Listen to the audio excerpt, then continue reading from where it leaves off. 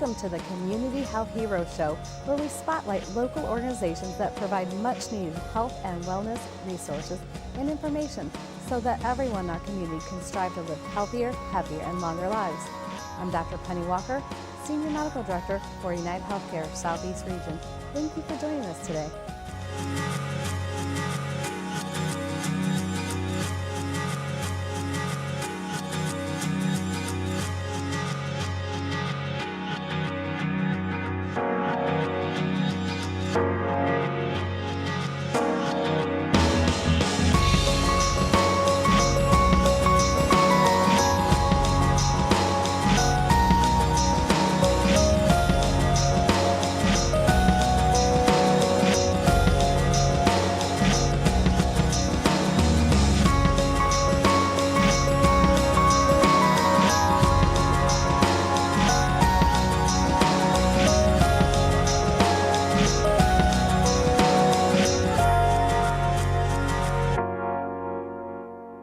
Today on Community Health Heroes, we'll be talking about New Year's resolutions. You know, those pesky promises we make at the end of the year that are usually soon forgotten after just a few short weeks. Promises like, I'm going to quit smoking, I'm going to lose weight, and I'm going to get more sleep so I can reduce my stress. While the stats say that 88% of us will likely fail to keep our resolutions, our guests today on Community Health Heroes will each talk about what it takes to stick to those promises so you can be the best possible you in 2013. Today's guests include Molly Kimball, Nutritional Program Manager at Oshner's Elmwood Fitness Center, who will talk about eating right during the holidays and the best way to start and stick with a diet and exercise plan. Dr. Ben Springate, who will talk about the importance of getting enough sleep to reduce stress and improve your overall health. And Dennis Keller with the Smoking Cessation Trust, who will talk about the many free cessation products and services available to all Louisianans who are ready to quit smoking cigarettes for good. And we'll share some information with you regarding this year's America Health Rankings. So don't go away. We will be right back with more Community Health Heroes. 2 outs with a runner on first base. Now the big guy comes off the bat, hitting .342 with 92 RBIs and 36 homers.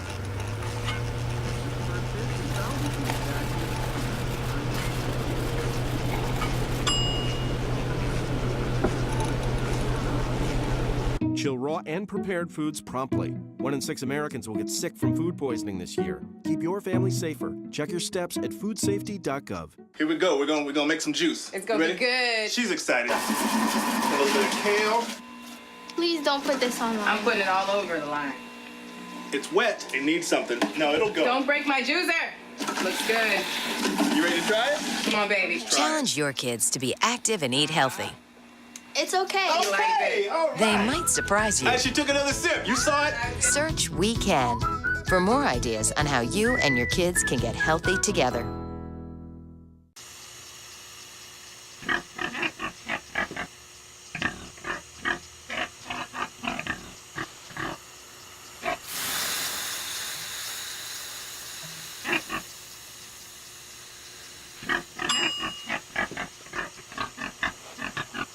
Cook foods to the right temperature using a food thermometer. 3,000 Americans will die from food poisoning this year. Keep your family safer. Check your steps at foodsafety.gov. We're all guilty of making them. Those New Year's resolutions we swear we're going to stick to, only to see them fall by the wayside in a few short weeks. As a matter of fact, the most popular resolution of 2011 was lose weight. Joining us today to tell us what we can do to achieve our diet and exercise goal is Molly Kimball, Nutritional Program Manager of Oshner's Elmwood Fitness Center. Thank you for joining us today, Molly. Yeah, thanks for having me. We all made those resolutions. Lose weight's a very popular one. What kind of suggestions can you give us to even start? So the biggest thing that I think of the problem why people don't get started with New Year's resolutions is they've made such a giant proposition of what they think they want to accomplish that they're paralyzed by that perfectionism, so they don't even get started in the first place. So the first thing I would say is keep it simple. So instead of something as broad as even just simply losing weight, how are you going to lose weight? Make it very specific as well. So instead of just saying, I'm going to eat less or I'm going to exercise more, how are you going to eat less? And so keeping a food log can help you identify kind of where those worst spots are through the day. So if you notice that after dinner you're consuming more calories or as many as you did throughout your entire day, well, instead of just saying, I'm going to eat less, maybe it's, I'm not going to do all that snacking after dinner, or I'll only have this as my nighttime snack after dinner. And that's going to be your very specific step to help you lose weight.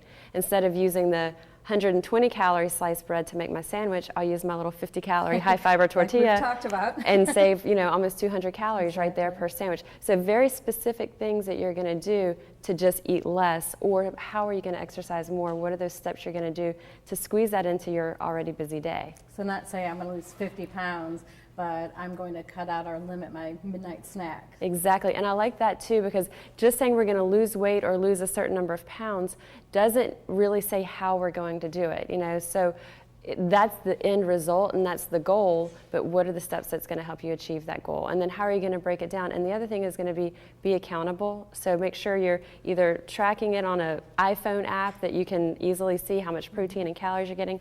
Let a friend know, or let a lot of people know what your resolution is, so you can have that accountability. Now, you don't like to use the word diet, I know, when we've had conversations before. How do you like to approach that word, or what would you use in substitution for it? So I don't necessarily mind the word diet if someone just says they have a healthy diet, but it's when someone goes on a diet, it's really easy for them to go off of a diet. So instead, I just look at finding ways that you can incorporate as much nutritious food into your diet and cut back on the other stuff, and just kind of gradually making this shift of something that's going to be sustainable for you.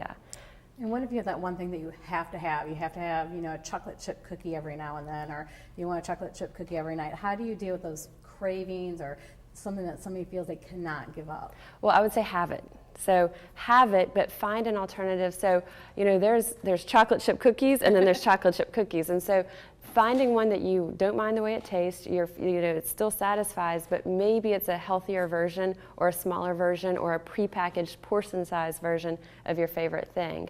And sometimes it can be really deceiving. You may think that instead of your ice cream, going to the frozen yogurt shop is a better deal, but these serve yourself frozen yogurts can easily be 500 calories. You might do better going to the gelato place around the corner, getting the good stuff, just a single scoop.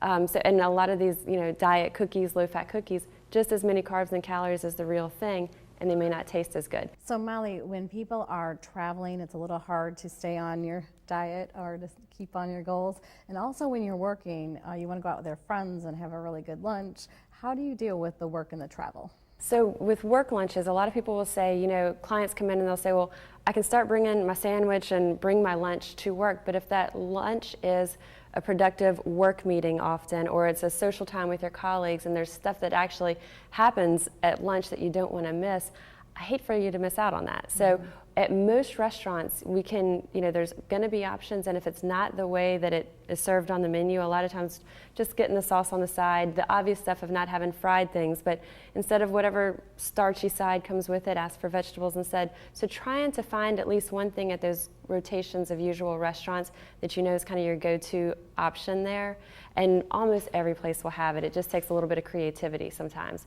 But I'm not a big fan of bringing your lunch, because if we start that and then again it's not sustainable. So if it's not something that's going to work within your lifestyle, it's hard to maintain. With travel, planning ahead like you don't know. I pack as if there's not going to be any food there, because we don't know the people that you're going to be with all day. They might go all day long, and you think, how long are these people going to go without eating? But if you had your nutrition bar, your protein bar, your string cheese, something that you could kind of discreetly have as a snack, that helps hold you over. Lunches are at conventions and stuff. Usually you're going to have some sort of a lean protein option, but breakfast can be the hardest thing in a hotel room. A lot of the continental breakfasts are all just sugary carbs. So bringing something that that you like, that you can pack, you can have it in your hotel room. The higher protein packets of oatmeal, the weight control oatmeals. I'll have clients who, even if they're going to be there for a few days, bring their box of their high protein, high fiber cereal, breakfast cereal, then all they have to rely on at the hotel is to get some milk. Sometimes you can do an egg white omelet from the hotel, but again, it might be a $20 egg white omelet. So Exactly. bringing your own things that you can have for breakfast is going to be key as well. And there's some things that you can even pack in your suitcase that are Yeah. convenient besides cereal. Yeah, so the cereal, the oatmeal packets, protein bars aren't anything special that we're not going to get from real food, but they are great for portable packing type snacks. And then those tortillas we keep talking about, the high fiber La Tortillas, I like those because they're already squished, so you can put them in your suitcase and it doesn't matter. If you're a sweeter person, then you could have just peanut butter, bring your plastic spoons or knives. We've talked about the Laughing Cow spreadable cheese. If you know there's a deli nearby, you can get some deli meats from the deli, keep it in your hotel fridge, but all those other things we talked about are really shelf stable. You don't even have to rely on having a refrigerator, and they're packable. So really keeping it simple, don't set humongous goals that are unobtainable or very highly likely unobtainable. Right. And then great tips for traveling and working. And planning. So all these things that we've talked about, kind of a common theme is those things don't just happen. You don't just open your suitcase when you arrive and you have this stuff. It takes that little step of thinking ahead of, okay, how many days am I going to be there, or where are we going to be? What time is lunch usually? Gosh, these people tend to eat dinner pretty late. I'll need to be sure I have something for a snack. Just that little bit of thinking ahead doesn't take much time, but it can save you a lot of calories and headaches and worry later. Well, thank you, Molly. Anything else that you'd like to share with us? You know, I always kind of go back to if you're setting your goals and it might be New Year's, well, a couple of things. One, it could be New Year's for you, but somebody might be watching this now and say, I still got my Super Bowl coming up, or I've got Mardi Gras coming up. So if your New Year's is not going to be till mid-February, that's okay. You know, so these things still apply. It could be any time of the year. And then if you do slip up, that one event of a not so great meal or snack isn't going to make or break anything. So if you do slip up, that won't blow it completely, but if you continue that behavior, it will. So forgive yourself for that one time. Just get back on track. It's behind you. Move forward. Well, thank you, Molly. I like your positive attitude, and I like the simple changes that can make a big difference in your life. Well, thank you. Thanks for being on the show. Thank you. Thanks for having me. Thank you for joining us, Molly, and thank you for sharing this important information with our community. Stay tuned for more Community Health Heroes. NFC, AFC, offensive linemen, defensive tackles, quarterbacks, and cornerbacks are all working with United Way for a million little reasons.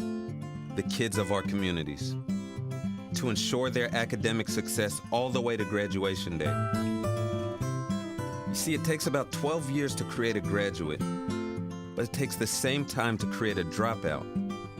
And the difference between a kid becoming one or the other could be a professional athlete, or it could be you. Studies showed the earlier we get to kids, the better their chances.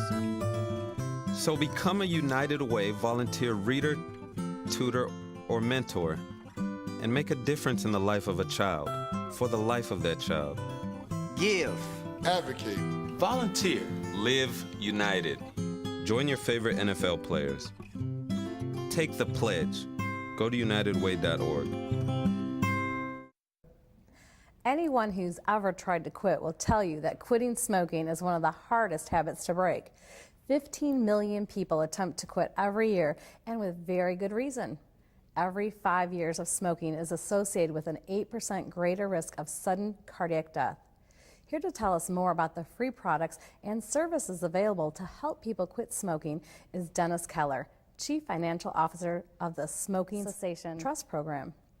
Thank you, Dennis, for joining our show today. Can you tell me a little bit how the trust got started? Sure, but I'd first like to start off by thanking you for having me here today so we can talk about this important program and make people aware of the benefits available to them.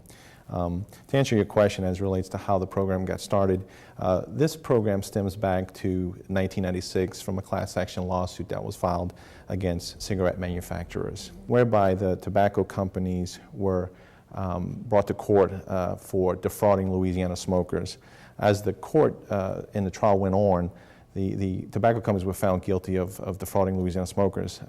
The court ordered them to deposit a certain sum of money into the court registry that was earmarked for paying for comprehensive smoking cessation services for this benefit class. So we have quite a few smokers in Louisiana. You want to tell me a little bit about the statistics and what you hope Sure. to accomplish with the trust? Sure. Nationally, the smoker rate is about 20%. In Louisiana, it's a little bit higher. It's about 21 to 22%.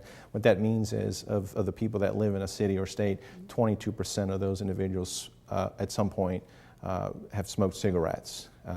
This particular program is earmarked to help about 400,000 people that are designated in the state of Louisiana that would qualify for the program.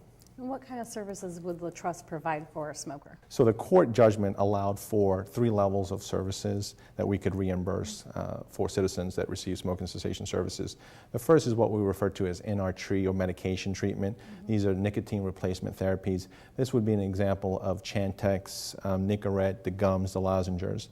The other level of service would be telephone quit lines.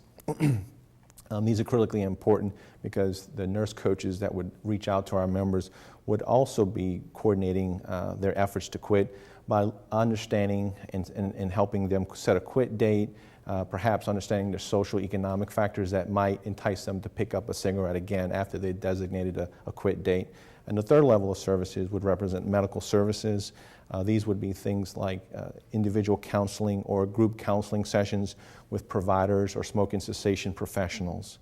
So you can see we offer not just one means of services, but a very robust, comprehensive level of services. And even multiple levels of services. So that's Correct. phenomenal. How do people get enrolled in this?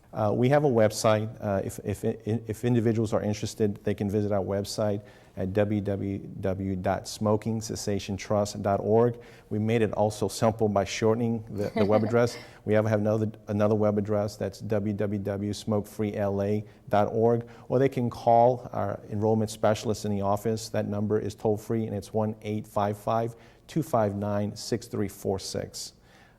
Individuals may not have computers, so we understand that they can't register online, so there's always a representative in the office that can take the information over the phone and help them towards the enrollment process to get them started.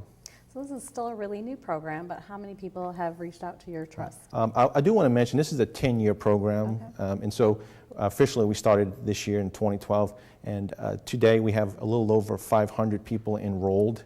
And as I stated earlier, there's 400,000 plus people that we want to touch and who can benefit from this program and entitled to it if they choose to stop smoking. And what kind of impacts do you expect to see in Louisiana? I think because of the robustness of the services, we hope to touch at least 60 to 70% of that population. As you said earlier, quitting is very difficult to do. 70% of smokers want to quit smoking, and 44% of smokers make some attempt throughout the year to quit smoking. But yet we all know people that continue to pick up cigarettes. It's a hard habit to break. So our goal is to continue to work with provider organizations, insurance companies, big health systems, charitable organizations, the churches, government departments to really bring awareness to individuals across the state to help them understand their services available for them that can help them start their journey to a smoke-free life. And what kind of information do you provide for the insurance companies, the large employer groups, to get this information out to their employees, the public, people that participate in their business? We typically try to go meet with these large organizations or associations to let them know about our program. An example of an outreach like that would be going to a big employer group that's self-insured that may employ tens and 20,000 people so that their individual employees can understand what we can offer. We all know that smoking increases the cost of health care in addition to being bad for you. So everybody wins when we can ultimately get someone off of cigarettes.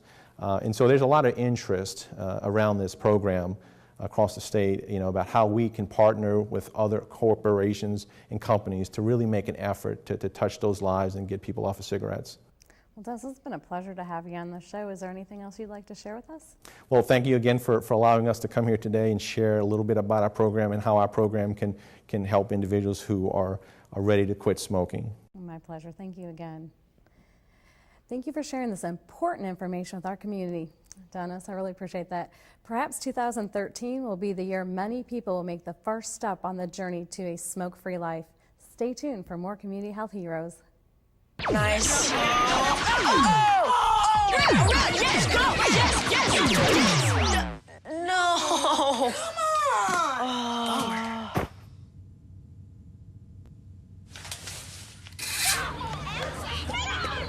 Oops. Yeah, sure. Let's go. Let's go. Moms everywhere are finding ways to keep kids active and healthy. Works every time. Get ideas, get involved, get going at letsmove.gov.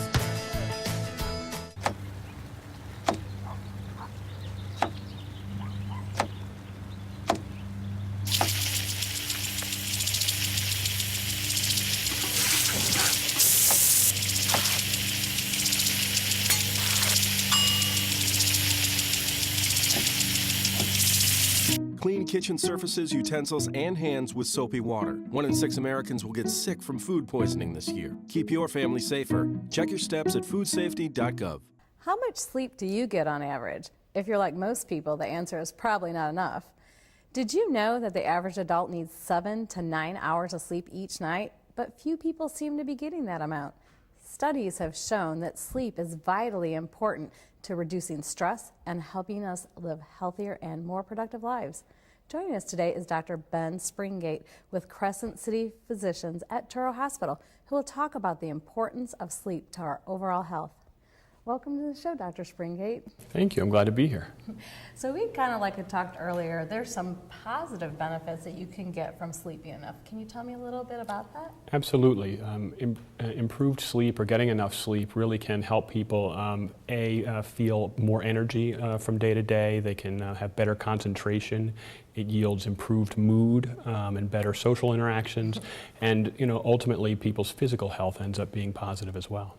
So what happens if you don't get enough sleep? If you think 5 hours is plenty, I can sleep on 5 hours, and I'm going to be healthy. There are a number of studies that have been performed that show that people who don't get enough sleep have a higher risk of getting high blood pressure, higher risk of having depressed immune function, so they're more likely to get infections, worse risk of heart disease, and it can also be associated with things like depression or anxiety.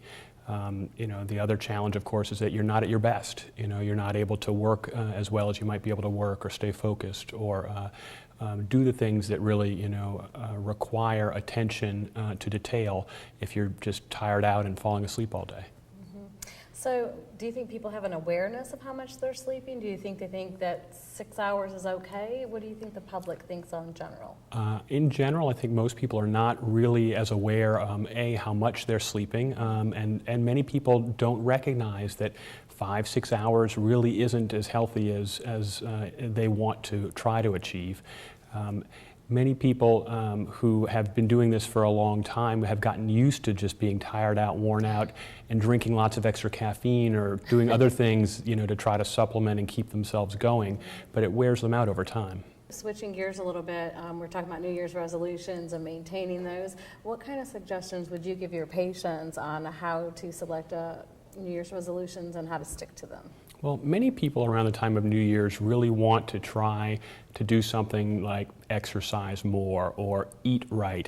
And what I try to emphasize in discussions with my patients is take, one small step at a time. You really want to try to focus on something like, instead of I'm going to run an ultra marathon, how about I want to try to run a 5K? Do something that's measurable, that's achievable, that you can pat yourself on the back with after you've actually achieved it, but that's not perhaps impossible. You don't want to set a goal of, I want to lose 100 pounds in the next 3 months, but perhaps you can set smaller achievable goals. I want to lose 1 pound a week for the next 6 months.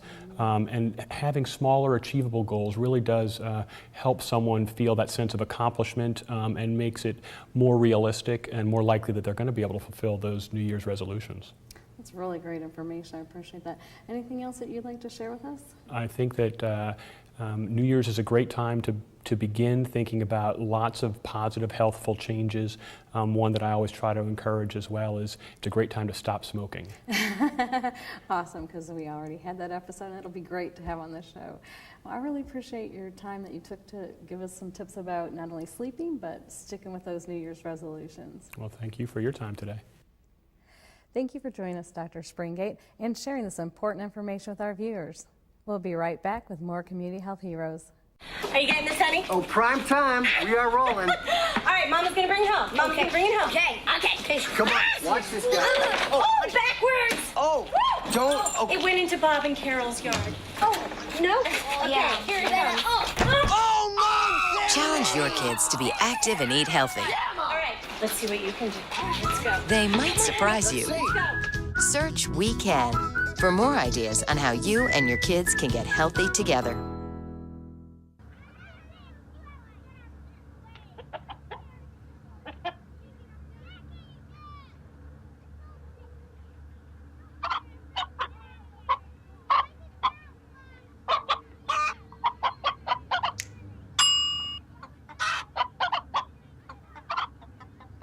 Separate raw meats from other foods by using different cutting boards. 3,000 Americans will die from food poisoning this year. Keep your family safer. Check your steps at foodsafety.gov.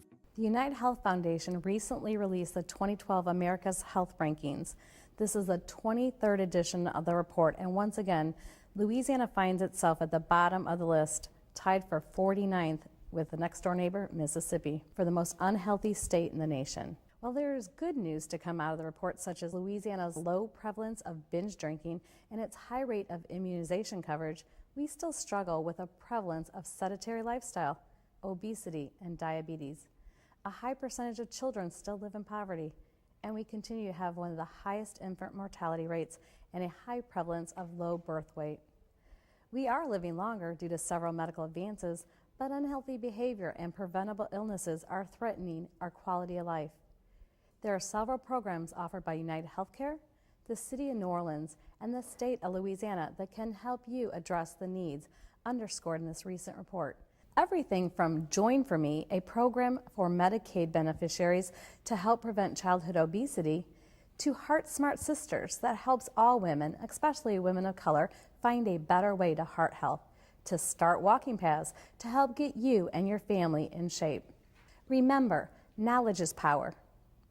You'll see some links posted on the screen at the end of our show to encourage you to find out as much as you can about these programs and take the steps needed to be a better you in 2013 and beyond.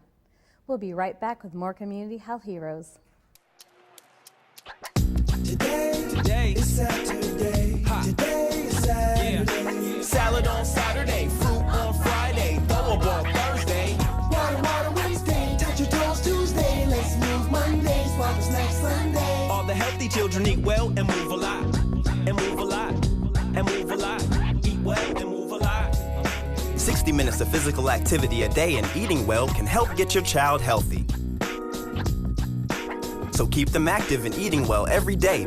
Skip a rope Saturday, freeze tag Friday, tap dance Thursday. Whole grains Wednesday, try a veggie Tuesday. Let's move Monday, split the sweet Sunday. Eat well and move a lot. Today is Saturday. Yeah. Today is Saturday. All the healthy children, all the healthy children. Get ideas.